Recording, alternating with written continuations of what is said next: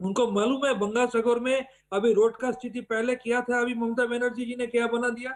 उनका मालूम है पूरा देश से कितना आदमी हर साल गंगासागर में आता है। तो जिसको भला कुछ पता नहीं है, हमको आज तक मालूम था कि उसको रवि ठाकुर का बर्थ प्लेस नहीं मालूम। हमको आज तक ये पता था इन लोगों को स्वामी विवेकानंद का सरनेम नहीं मालूम है। हमको पता था ये कोई ट्राइबल लीडर का फोटो इनको मालूम नहीं है। हमको पता है कि इसका सामने विद्यासागर का स्टेचू को तोड़ा जाता है, लेकिन इसको दुर्गा पूजा बारे में कुछ नहीं मालूम। इसका स्टेट प्रेसिडेंट को मालूम नहीं है माँ दुर्गा कौन है। इसको सरस्वती पूजा में क्या होता है नहीं अच्छा दादा, मालूम। पता क्यों नहीं है? गंगासागर पहले दादा, क्या था इसको नहीं दादा मालूम। शांतनु, इसको भला दादा हम क्या शांतनु, बोले। ये दादा डेली शांतनु, मैं पैसेंजर मैं का जानना तरह अभी चाहता हूँ बंगाल में पता आने क्यों लग नहीं है। गया। नहीं नहीं, एक मैं जानना चाहता हूँ पता क्यों नहीं है, व्हाट्स द रीजन? ये डेली पैसेंजर ही कर रहा है।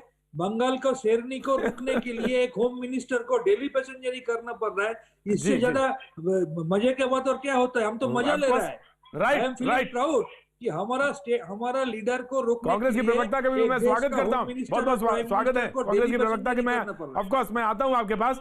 मैं रितेश जी आपके पास आना चाहता हूं। रितेश जी, बता तो दिया ही उन्होंने कि डेली डेली पैसेंजरी कर रहे हैं आप, और उन्होंने ये बता दिया कि आपको तो पता नहीं है।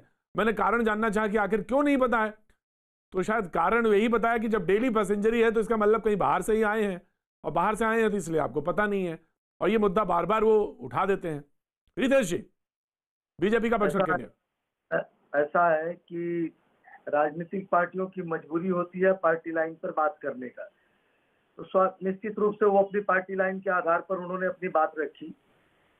2019 में लोकसभा चुनाव होने थे, और आपको याद होगा आपके यहाँ कॉन्क्लेव हो रहा था 2018 में, राइट। और आपके संपादक प्रबल प्रताप सिंह को के 1:1 इंटरव्यू में 2018 में उन्होंने कहा कि लोकसभा के चुनाव पश्चिम बंगाल के परिणाम चौंकाने वाले होंगे और भारतीय जनता पार्टी 22 स्थानों पे विजय प्राप्त करेगी। उस समय जो लोग अभी कह रहे हैं ना जिनको बंगाल के बारे में पता नहीं, उस व्यक्ति का आकलन हम 18 सीट जीत के आए, और पूरी की पूरी तृणमूल कांग्रेस स्तब्ध रह गई।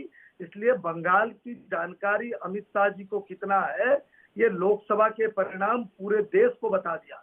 एक व्यक्ति 2018 से घूम घूम कर कह रहे थे कि आने वाले लोकसभा चुनाव में हमें 22 स्थानों पे हम जीतेंगे। हम 18 जीते, 2 नैरो मार्जिन से हम हारे, 2 पे जबरदस्ती हमें हराया गया। तो मोर और लेस जो उनका आकलन था उसके नजदीक पहुंचे। वापस तृणमूल कांग्रेस का पीड़ा मैं समझ सकता हूं। वापस वही अमित शाह कह रहे हैं कि चुनाव जिस दिन भी होंगे हम 200 पार करेंगे, और इसकी घबराहट है तृणमूल कांग्रेस को। अरे हमारे पार्टी के नेता, हम राष्ट्रीय पार्टी है, कल तक ममता बनर्जी कांग्रेस में थी, तो कांग्रेस के नेता पहले इंदिरा गांधी, बाद में राजीव, रितेश जी, पार्टी ये कह रही है, माफी चाहूंगा बीच में रोक रहा हूं, पार्टी ये कह रही है कि कट मनी, मैं आ रहा हूं शांतनु जी, आ रहा हूं, कट मनी की बात कर रही है। वो ये कहती है जो आदिवासी हैं उनको कट मनी देना पड़ता है, नाव चलाने वालों को नाव को लेकर दिक्कतें हैं। आखिर सरकार ये कहती है कि नहीं, आप ये असली मुद्दे नहीं है, आप जानबूझ के जो चुनावी मुद्दे हैं वो जय श्री राम के आसपास ले जाना चाहते हैं। ऐसा है कि हमारा चुनाव पूरी तरीके से ममता बनर्जी के जो शासन है उसके बैड गवर्नेंस के आधार पर हम चुनाव लड़ रहे हैं। अगर आपकी लोकल कॉरेस्पॉन्डेंट यहाँ जुड़ी हुई है, वो लगातार कवर करते रहती है। इसके अलावा आपका वर्नाकुलर भी बंगाल के अंदर काम करता है। हमारे सारे नेताओं के भाषण उठाइए।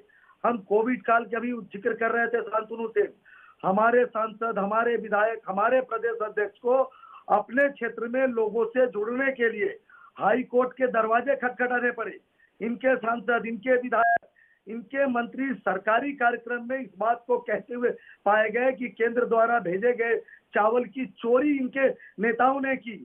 और अम्फान की बात कर रहे हैं, अम्फान की घटना के अंदर 24 घंटे के अंदर देश के प्रधानमंत्री ने खुद कॉल लिया, कलकत्ता आए, प्रदेश की मुख्यमंत्री को लेके दोनों 24 परगना गए और बिना मांगे 1000 करोड़ रुपया पहले दिया। इंटर मिनिस्ट्रियल टीम की यात्रा हुई, फिर 1750 करोड़ रुपया केंद्र की सरकार ने दी। तो सवाल यह है कि दूसरे तरफ पिक्चर क्या था कि तृणमूल कांग्रेस के नेताओं को कहना पड़ा कि पीड़ितों के पैसे को जिस तरीके से पार्टी के नेताओं ने लूटा ऑफिशियली तृणमूल कांग्रेस के लोगों ने 2 से 2.5 करोड़ रुपया सरकारी कोषागार में वापस जमा